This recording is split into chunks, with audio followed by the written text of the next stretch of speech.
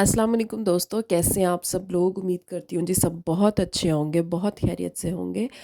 और दुआ गो हूँ जी ऐसा ही हो। Welcome back to my channel once again with another video.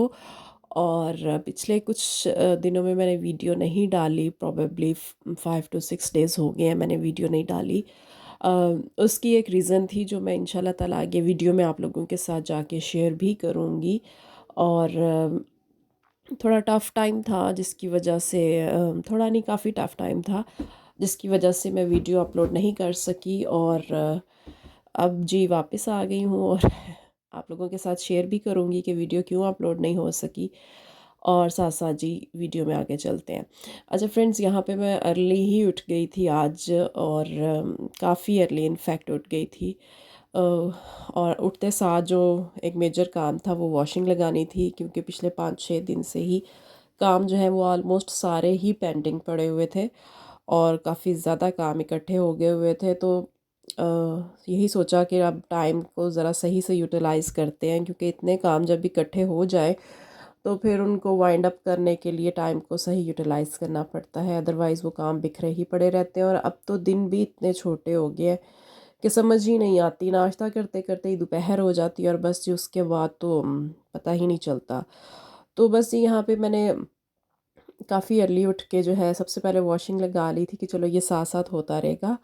और दोनों ही वॉशिंग मशीन्स मैंने बैक वक्त लगाई थी, मैनुअल भी ऑटो भी, ताकि काम जो है वो जल्दी वाइंड अप हो जाए। और अल्लाह का लाख लाख शुक्र है, जब मैं सुबह उठी तो मैं अपने ख़्यालों में ये कह रही थी कि काश आज हेल्पर जो है वो थोड़ा जल्दी आ जाए। तो अल्लाह ने मेरी सुन ली और वो काफ़ी अर्ली वो भी आ गई थी, अदरवाइज़ वो इतना अर्ली आती नहीं है। तो बस जी अल्लाह ने मेरी मदद की कि इतना काम पेंडिंग पड़ा हुआ है, तो बस इसी तरह से। तो खैर हेल्पर भी आ गई थी और उसके आने से मुझे काफ़ी हेल्प हो गई थी बेसिकली। तो वो जी अब सफाइयाँ शफाइयाँ कर रही थी और मैंने कपड़े निकालने और वॉशिंग में डालने वाला काम किया हुआ था। तो फिर मैंने ये सोचा था कि हेल्पर जो है वो इनको पानी से खंगाल लेगी। अच्छा जी, अब हम आ जाते हैं किचन में। क्योंकि मैं अर्ली उठ के काम ही कर रही थी, नाश्ता अभी तक मैंने नहीं किया और अब जो है वो काफ़ी टाइम हो गया हुआ था, मेरे ख्याल से इस टाइम 12 बजे का टाइम था। और मेरी भूख भी काफ़ी ज़्यादा तेज़ हो चुकी हुई थी, इनफैक्ट अब तो मुझसे बेयर नहीं हो रही थी। और मज़े की बात यह है कि घर में कुछ भी नहीं था, कुछ भी नहीं खाने के लिए इनफैक्ट। बस वो फ्रूट जो वीडियो के स्टार्ट में आपने देखा है वो पड़ा हुआ था, और ये अब मैं चीज़ें खंगाल रही थी। अच्छा जी, देसी घी भी ख़त्म था। तो खैर मैंने ये सोचा कि मैं देसी घी का जो है वो पराठा बनाती हूँ। आटा मैंने गूंदा और कोई घी पड़ा नहीं होता, क्योंकि ये देसी घी जो है वो हम यूज़ कर रहे थे, और जो दूसरा देसी घी अभी बनाने वाला है मतलब वो मक्खन की फॉर्म में पड़ा हुआ है। तो पहले मैंने ये सोचा कि मैं मक्खन वाला पराठा बना लेती हूँ, और उसके बाद जी मुझे लगा कि मतलब वो इतना फ्रीज़ था कि मेरा कोई मज़ीद टफ़ काम करने को दिल नहीं था। तो फिर जी मैंने सोचा कि मैं इस डब्बे को खंगाल खंगूल के जो है वो इस तरह से गर्म किया, हीट दी इस डब्बे को। डब्बा तो ख़राब हो गया, लेकिन ये है कि मेरे पराठे के लिए जो है वो देसी घी निकल आया। तो बस ये खैर है, डब्बा तो नया आ जाएगा, इसमें कोई बड़ी बात नहीं। तो बस इस तरह से मैंने सॉरी इस तरह से जी इसको हीट दे के मैंने देसी घी को जो है अपने पराठे के लिए निकाल लिया जितना मुझे चाहिए था। और डब्बा ज़ाहिर बात है उसके बाद वेस्ट ही करना था, क्योंकि हीट लगने से प्लास्टिक का डब्बा था तो वो जी टेढ़ा मेढ़ा हो गया था। तो फ्रेंड्स, आज तो वैसे भी मैं घर में बिल्कुल अकेली हूँ, ये जिस दिन का व्लॉग है, तो साथ साथ मैं बनाती हूँ अपना नाश्ता। और मैं पिछले दिनों कहाँ थी, 5-6 दिन से मैंने वीडियो क्यों अपलोड नहीं की, ये स्टोरी जो है मैं आपके साथ साथ साथ करती हूँ शेयर। तो हुआ कुछ यूँ था फ्रेंड्स कि मेरे ग्रैंडफादर जो हैं उनकी डेथ हो गई है, और मंगल वाले दिन उनकी डेथ हुई थी। तो हम लोग जो है बीमार तो वो काफ़ी अरसे से ही थे, लेकिन कुछ इस तरह की स्वेयर बीमारी नहीं थी। डेफ़िनेटली उनकी एज जो है वो नियर 90 थी।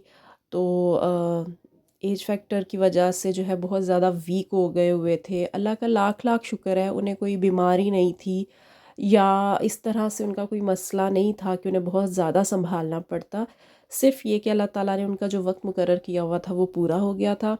और हल्की फुल्की जैसे वो फिर बीमारी लगी रहती है कि वीकनेस, या इस एज में आके कमज़ोरी इतनी बढ़ जाती है कि आप फिर थोड़ा चलने फिरने के काबिल भी नहीं रहते, लेकिन अल्हम्दुलिल्लाह वो आखिरी वक्त तक जो है अपने पैरों पर ही चलते रहे हैं और बड़े बाहिम्मत इंसान थे। अल्लाह ताला उनका मकाम जो है वो बुलंद करे और उनका अगला सफ़र जो है वो आसान करे।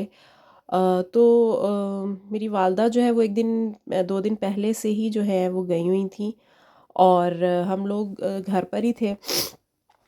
तो बस फिर उनके गांव से कॉल आई कि इस तरह से ये सैड न्यूज़ हो गई है। तो उसके बाद हम लोग भी जो है वो गांव चले गए और चूँकि फिर फैमिली गैदरिंग अफसोस के लिए आना जाना, तो वहाँ वो सब ही चलता रहा। इनफैक्ट वालदा मेरी तो अभी भी वहीं है, ज़ाहिर बात है उनके बाप थे और वो वहाँ कुछ दिन गुजारेंगी मज़ीद, क्योंकि लोग आते हैं तो वो फिर सुबह से शाम तक एक अफसोस वाला सिलसिला चलता रहता है। तो उसके लिए जो है उनका वहाँ होना ज़रूरी भी है।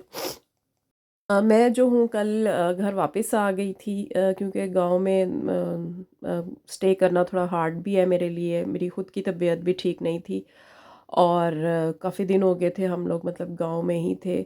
तो अगर तबीयत बेहतर होती तो यकीनन मैं भी वहीं पे मज़ीद स्टे करती, लेकिन अब मैं कल घर आई और घर आके बस इस तरह से जो कुछ काम थे जो पेंडिंग पड़े हुए थे, घर काफ़ी डस्टी हुआ हुआ था, कपड़े काफ़ी ज़्यादा थे, तो वो सारे काम जो हैं वो समेटने भी ज़रूरी थे। तो बस मैं कल घर आई और मैंने हेल्पर के साथ जो मिल के ये सारे काम जो हैं वाइंड अप किए। और एक बात जो मैं कहना चाहूँगी कि प्लीज़ जब कोई बुज़ुर्ग आपके पास होता है तो मेरे ख़्याल से उसकी जितनी कदर की जाए, जितनी खिदमत की जाए वो कम है। मेरे वो ग्रैंडफ़ादर थे लेकिन हमारे दिल के वो बहुत करीब थे और उनके जाने से ऐसे लगता है कि एक खला आ गई है, एक दुआओं का सिलसिला जो है वो टूट गया है। और सीरियसली अगर मैं अपनी ज़ात की बात करूँ तो मुझे उनके जाने का सबसे बड़ा जो दुःख ऐसे फ़ील होता है कि इतनी दुआएँ जो हैं वो हमारे लिए कौन करेगा अब, या इतने हाथ हमारे लिए कौन उठाएगा। तो बस इतनी सी रिक्वेस्ट है कि जो आपके बुज़ुर्ग हैं, जो आपके वालिदैन हैं, वो आपके पास जो हैं तो दुआओं से बड़ा ख़जाना कोई नहीं है। और स्पेशली इन लोगों की जो दुआएं हैं उनकी हमें सबसे ज़्यादा ज़रूरत होती है, हमारे लिए उससे बढ़कर कोई चीज़ अफादियत नहीं रख सकती। तो कदर कीजिए अपने बुज़ुर्गों की, अपने वालिदैन की, और जो हाथ आपके लिए उठते हैं ख़ास करके उनको मेरे ख़्याल से बहुत ज़्यादा वैल्यू करने की ज़रूरत होती है। तो उनके जाने से जो मुझे बहुत बड़ा ख़ला फ़ील होता है वो यही है कि हमारे लिए इतनी शिद्दत से और इतनी पेन से दुआएं कौन मांगेगा अब। तो बस जी फ्रेंड्स, इतना सा व्लॉग था। मैंने सोचा मैं आपके साथ अपनी रूटीन पिछले दिनों में कहाँ रही वो भी शेयर कर देती हूँ, और एक जो ये सैड इंसिडेंट हुआ ये भी आप लोगों को बताऊं कि हो गया था और इस वजह से वीडियो भी अपलोड नहीं हो पा रही थी। तो इंशाल्लाह जी फ्रेंड्स, मैं मिलूँगी अब आपके साथ नेक्स्ट वीडियो में। तब तक के लिए अपना ख्याल रखिएगा। अल्लाह हाफ़िज़।